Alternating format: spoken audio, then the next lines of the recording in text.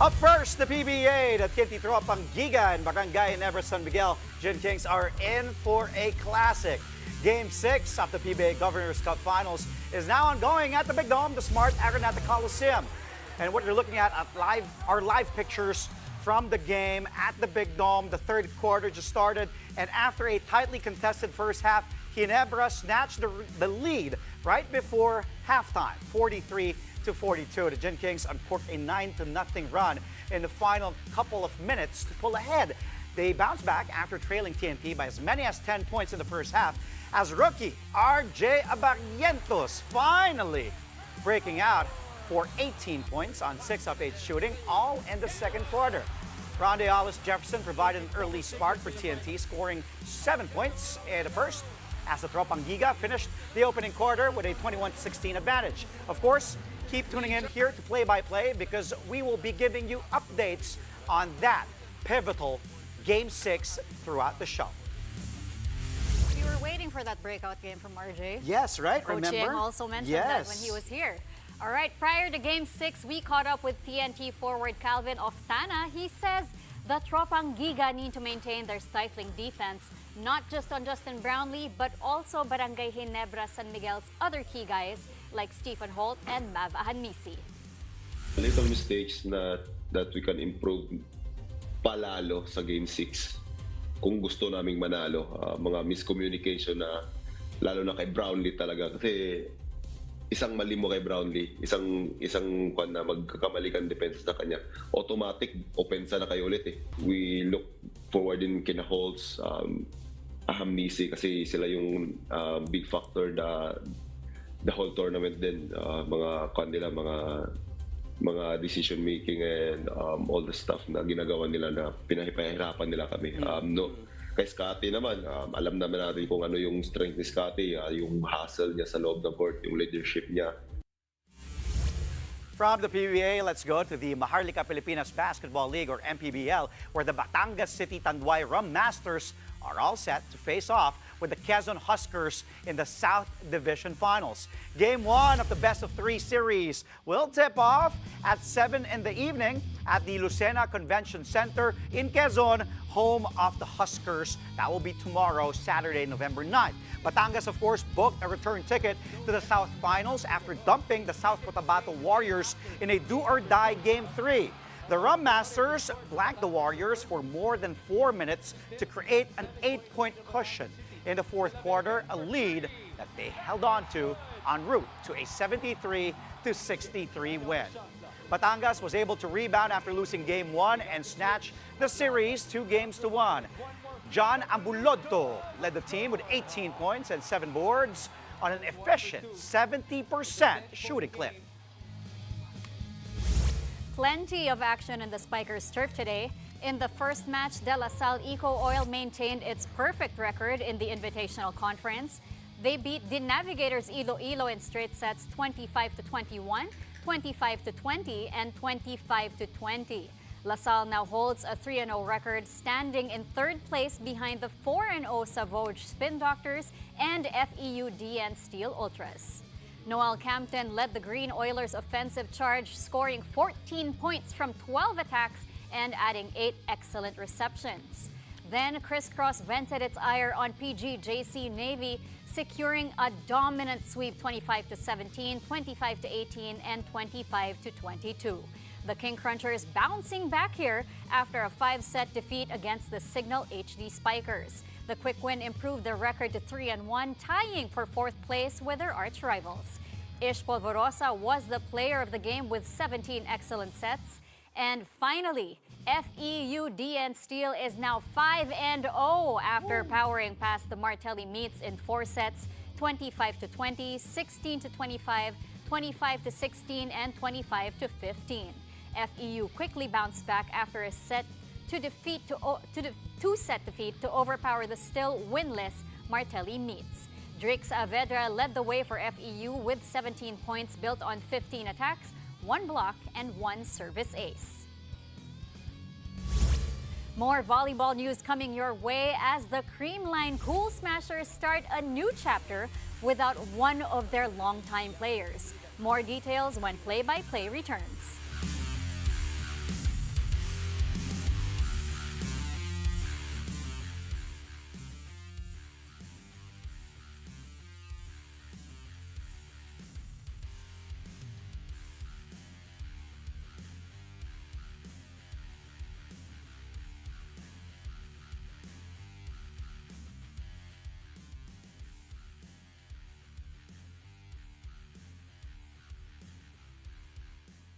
Bea, good evening.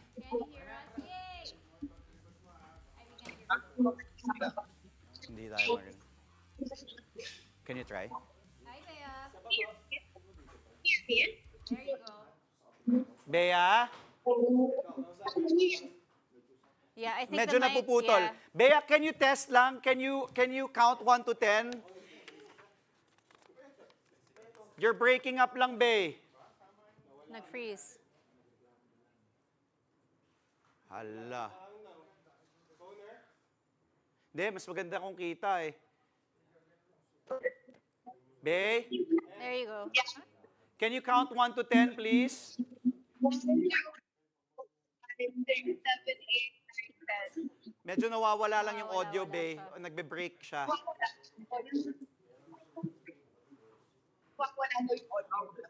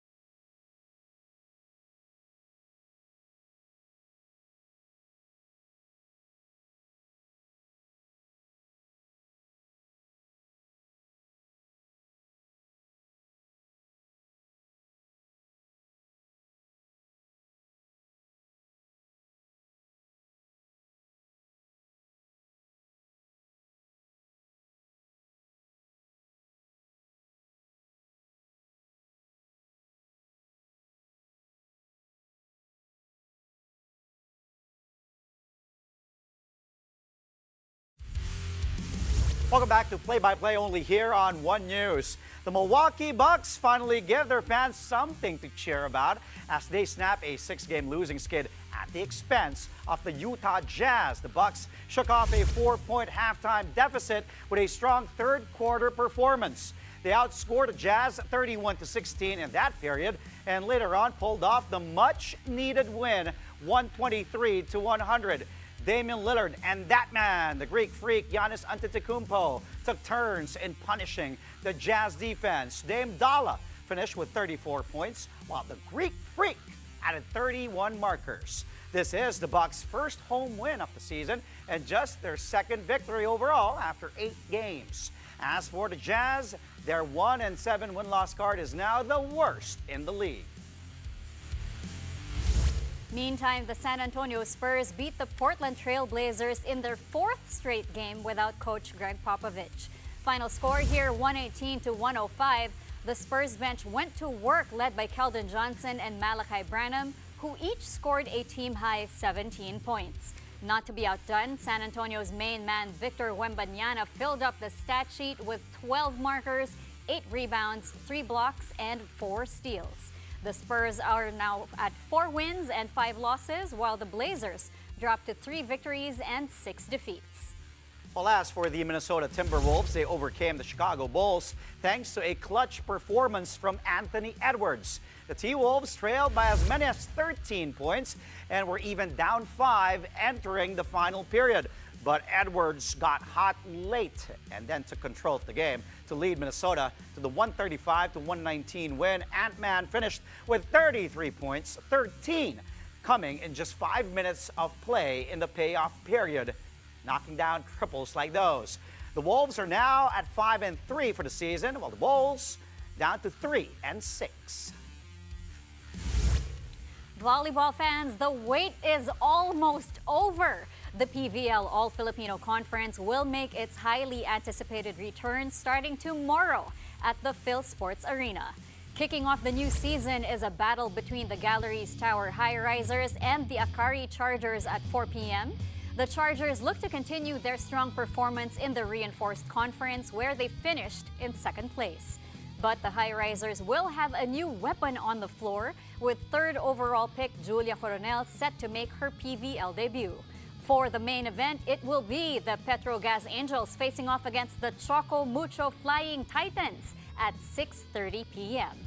Petrogas will be led by former MVP Brooke Van Sickle, who hopes to bounce back after a disappointing campaign last conference. Choco Mucho, on the other hand, will see the return of Cici Rondina and Cherry Nunag following their Alas Pilipinas duties. You can catch all the PVL games live on One Sports, One Sports Plus, and on the Pilipinas Live app. Meanwhile, the Creamline Cool Smashers will look quite different moving forward in the PVL as they let go of one of their longtime players. Creamline has announced that it has granted Risa Sato an early release from her contract. They explained Sato requested an early release from the deal, which was originally scheduled to end in December 2024. The Cool Smashers extended its heartfelt gratitude to Sato for her dedication and service to the team. Sato had been with Creamline since 2018, winning 11 PVL championships, including a historic Grand Slam last season. Sato has yet to share what's next or which team she will join for the upcoming PVL conference. Well, he may look intimidating on the basketball court, but TNT's Ronde Hollis Jefferson sure is a good guy. Find out how he'll spend the money he received for winning Best Import. And hint, it's all for a good cause. Good job, RHJ. That story and a lot more when Play by Play returns.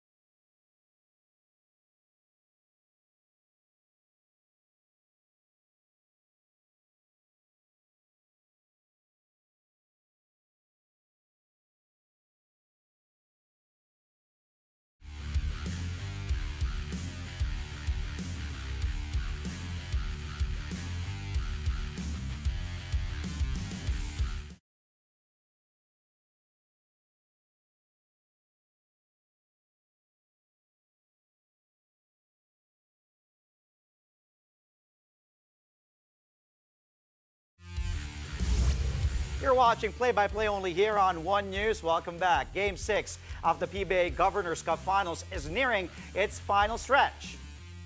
Let's get updates on the ground. Bea Escudero is courtside at the Smart Araneta Coliseum. She joins us over the phone. Bea, how's the game so far? Andre and Cheska, the Big Dome is packed with thousands of PBA fans for what is expected to be an electrifying Game 6 between the TNT Tropang Giga and Barangay Ginebra San Miguel. But allow me to paint a picture of how it's been so far between these two squads. Now, in the first quarter, we witnessed both teams really battle each other out, with Ronde Hollis Jefferson leading in numbers for the TNT Tropang Giga with 7 to his name to start, with Barangay Ginebra struggling to find the right matchups in the first quarter, committing a total of 5 turnovers at that. TNT was also able to convert easy baskets, keeping the momentum that they gained from Game 5 in this match. However, in the second quarter, after several adjustments, Barangay Ginebra started to pick up the pace with great shot opportunities, pair of RJ Abariento to produce 18 points, all in the second quarter, which gave the Din Kings the lead before halftime, 43-42. Now, talking about the half, speaking to assistant coach Candy Ares-Cabochago of TNT, it's all about going back to their defensive teams and just being disciplined on that in the last 2 quarters. And for Coach Richard of Ginebra, they must show better energy on the defensive end, knowing TNT's ability to just come back stronger in the last 2 quarters. And so far, Barangay Ginebra continues to lead in this ball game, 74-70, with still 1 quarter remaining. So let's see if Barangay Ginebra San Miguel will force the series to a Game 7 battle, or if the TNT Tropang Giga will just close it out tonight and clinch another championship under their belt. Andre and Cheska, back to you guys. Thank you, Bea. Live from the Big Dome, the Smart Araneta Coliseum. Of course, Game 6 updates, do or die for Barangay Ginebra. TNT wants to close things out. Doesn't want to go to Inares and Antipolo for Game 7.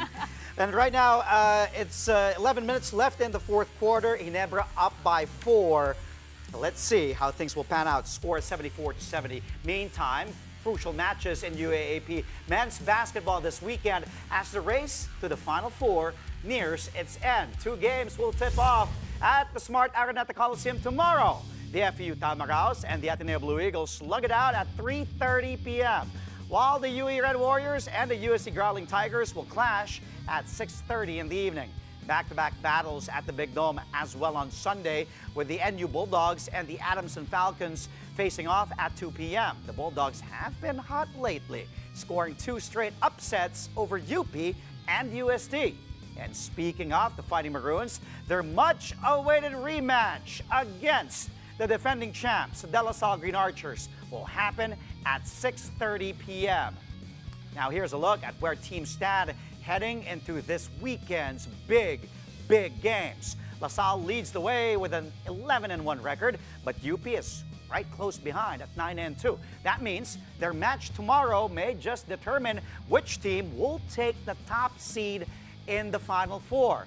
It is a dogfight among the 6 other teams for the last 2 semifinal slots, and currently UE, as you can see on your screens, is at 3rd at 6-5, while USC is 5-7. Adamson is 4-7. FEU and NU tied at 4-8, and in last place, Ateneo at 3-8, although they are still in the running for a Final Four spot. It is possible that the last 5 teams in the standings will end up tied with 5-9 records at the end of the elimination round. And if this happens, there will be a long step ladder playoff to determine the 4th seed before the Final Four even begins. Catch all the games on One Sports, UAAP Varsity Channel, and the Pilipinas Live app. Crucial matches in UAAP. An exciting Final Four race in the women's side as well, with only one more spot up for grabs. The Ateneo Lady Eagles look to claim that last ticket as they face the FEU Lady Tamaraos at 10 a.m. tomorrow. The second game will feature the last place UE Lady Red Warriors and the defending champions, the UST Growling Tigresses, at 12 noon. UE looking to save face and snap a 7-game losing skid as they try to score a major upset against UST. On Sunday, the Adamson Lady Falcons gun for a possible twice-to-beat incentive against the still undefeated NU Lady Bulldogs in their 10 a.m. matchup.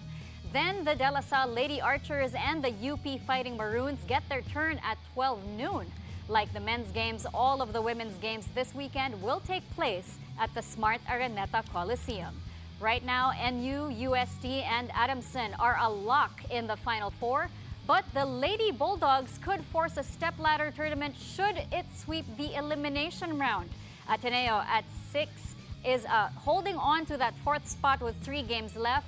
La Salle, UP, and FEU are all tied with 3 minutes and 8 losses, which means they're all hoping for the Lady Eagles to lose this weekend to give them a chance at the Final Four. UE is the only team out of playoff contention with a 1-10 record.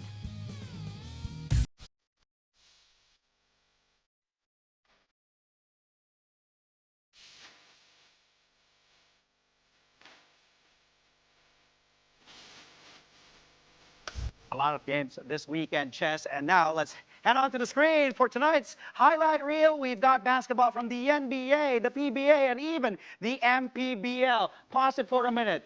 They'll have to go back to that play where it started as it rolled right away. But Damian Lillard starting with this play.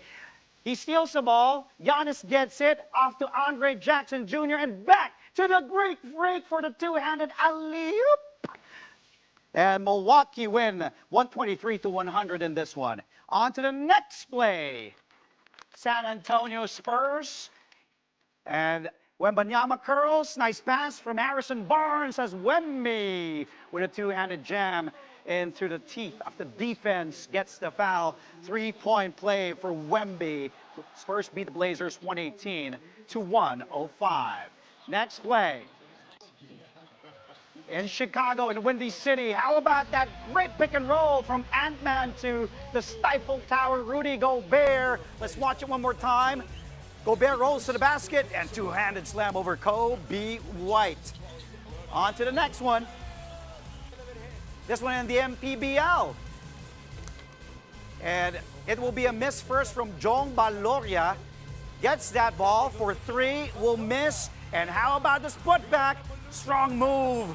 Bumangga ka pa, sabi ni John Ambulodto. And the fans ecstatic here in this play. Take a look one more time. Ambulodto with that screen, and then we'll get that rebound here and puts it back against 1, 2, 3 white shirts. And let's save the best for last. Game 6 ongoing between TNT and Ginebra. Let's go to the PBA now. Jason Castro, pick and roll pocket pass to Cobuntin, who finds RHJ for the slam. What a play for TNT, starting off strong, up 10 in the first half until Ginebra rallied back to be up by 1 at the end of the first half. But Ginebra currently up here slightly. And let's see if Ginebra can save their lives and force a Game 7, unless RHJ and company have other things in mind. Chaz, favorite? Okay, see, I'm torn between Giannis and Dame. Yes. Because of how explosive it was, like, yeah. Diba? Yeah. Or this Or, one. no, Wembanyama. Because you know it's not easy. He makes it look so effortless. Grabe, no? When- Yeah. Nuni-nu. Yeah. It's like hindi siya 7-footer, not- yeah. moving like a guard, rolling Yeah. to the basket, and then two-handed And slam. that's the thing. Like, it looked so smooth. Yes. And easy. Look at that. Look at that.